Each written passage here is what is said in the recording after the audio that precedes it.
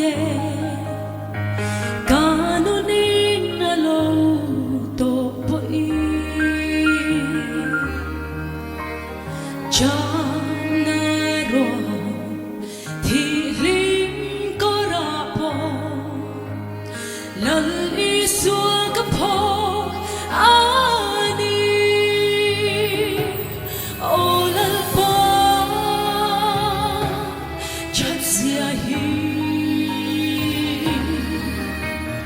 dem tin ve de reu sa kay bag nay vala ang real jampo i ka thang reng ka nay silo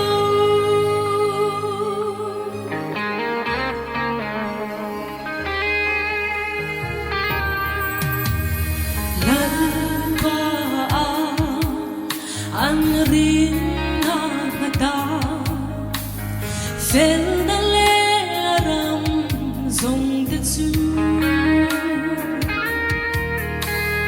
boral na thi lim korapo nun him ta kina kai chi olal po chat sia hi dem tin ve de reu sa kay bag nay vala ang real jampo i ka thang reng ka nay silo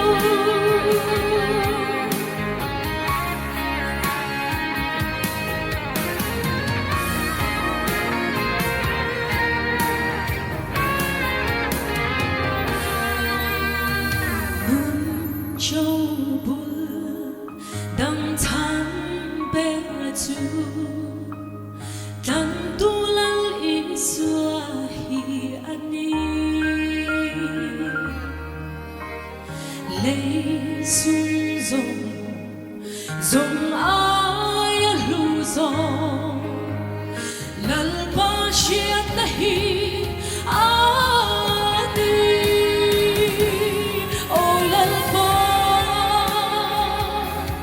chat sia hi dem tin ve de reu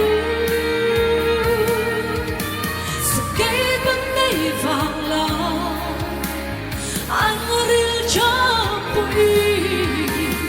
ka thang reng ka nay silo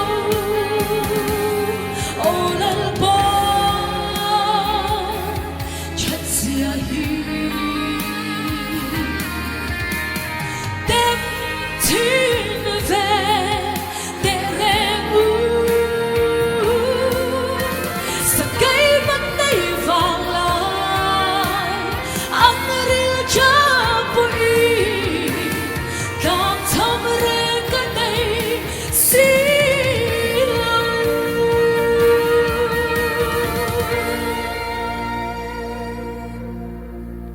Fakla na pa ng sumrose